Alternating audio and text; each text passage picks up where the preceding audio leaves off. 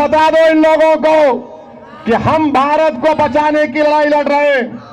क्या आप citizen amendment act के खिलाफ हैं? क्या आप भारत को बचाएंगे? क्या आप सेकुलरिज्म को बचाएंगे? क्या आप अंबेडकर के संविधान को बचाएंगे?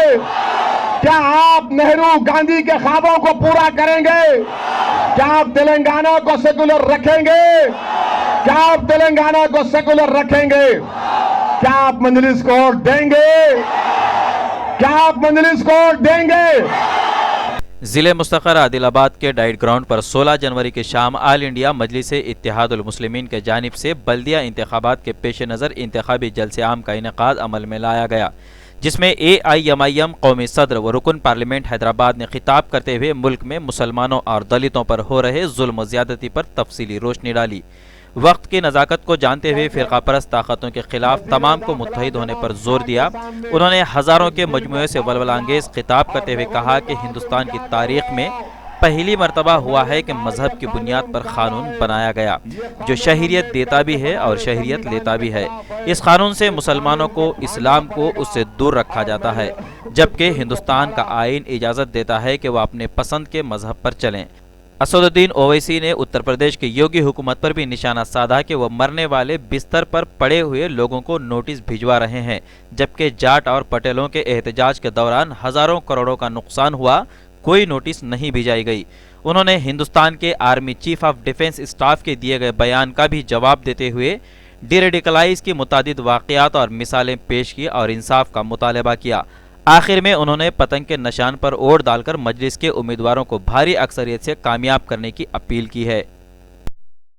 मेरे अजीज दोस्तों और बुजुर्गों, पार्लियामेंट में मजलिस की कारकर्दगी आपके सामने है कि किस तरह इम्तियाज जलील ने भी अच्छे तरीके और मौसर तरीके से अवाम के मसाइल को उठाया।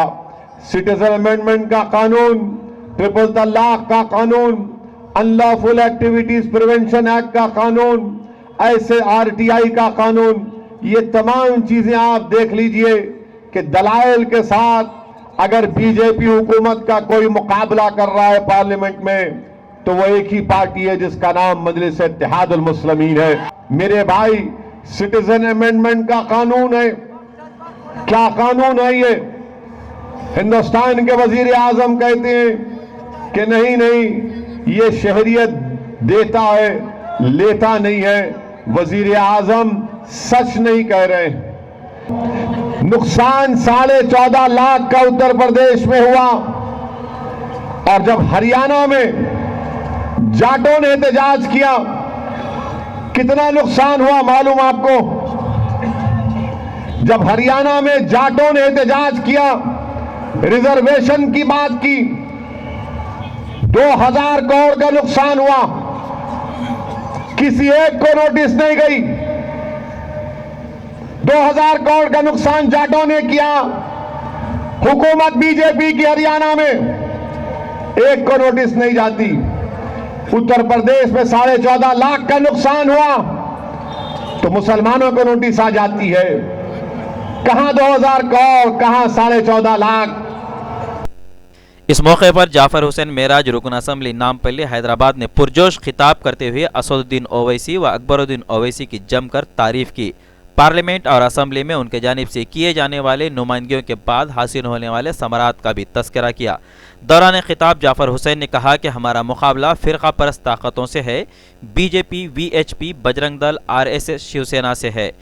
बड़े ही जज्बात में उन्होंने ये भी कहा कि हमारा एक काउंसलर भी जीतेगा तो MP के बराबर भारी रहेगा। आपने टीवी पर हमेशा नकीब मिल्लत और हबीब मिल्लत को देखते हैं। हबीब मिल्लत जिस वक्त असेंबली में ठहर के बात करते हैं तो किसी की मजाल नहीं है उनके सामने कोई चीज बोल सके। उसी तरह पार्लियामेंट के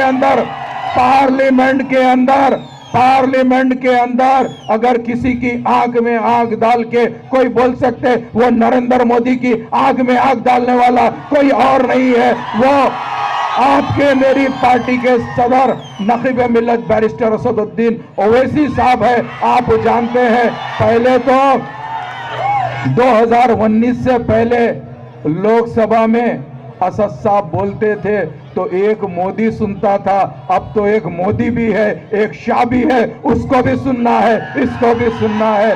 बेशक आपने देखा हिंदुस्तान के अंदर किस तरीके से फिरका परस्ती आम होते जा रही है, फिरका परस्ती इस कदर आम होते जा रही है। तो आपने देखा ये जो CAB जो सिटीजन अमेंडमेंट बिल आया था, उस बिल के अंदर नकीब मिल्लत ने तकरीर करते हुए ये बता दिया ये बिल हमको मंजूर नहीं है। उसी टाइम पर बिल फाड़ कर ये सबूत दे दिया है हम इस बिल को ठुकराते हैं। आज पूरा हिंदुस्तान उस बिल को ठुकरा है।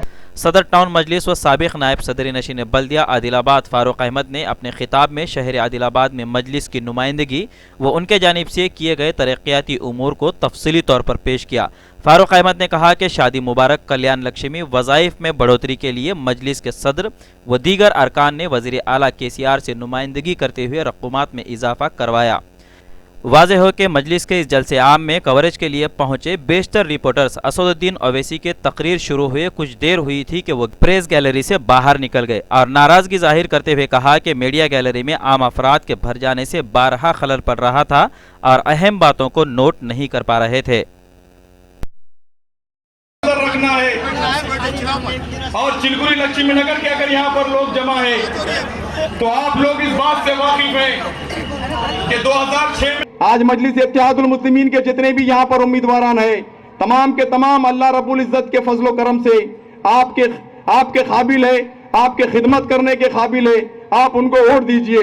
तो एक ये यहाँ का गंदा कीड़ा जो नाली का गंदा कीड़ा है, यहाँ का मुकामी टाउन सदर मेरे और आपके कायद की शान में गुस्ताखी करता है और अवाम के सामने कहता है कि टोपी दाढ़ी पहनकर आपके सामने शेरवानी पहनकर एक शख्स आएगा, आपको भड़काएगा, आपको बहलाएगा, फुसलाएगा और न जाने मेरे कायद की शान में जो गुस्ताखी कर रहा है। तो मैं उसको इस स्टेज से कह रहा हूं और इस स्टेज से उसको वार्निंग दे रहा हूं, अगर दोबारा मेरे कायद की शान में गुस्ताखी करेगा तो तेरे मुंह में जबान नहीं रखूंगा। अगर मेरे कायद मोहतरम की शान में गुस्ताखी करेगा तो तेरा अंजाम तू जिस अंदाज में चाहता है तो उसको मैं उस तरीके से जवाब देने के लिए तैयार हूं।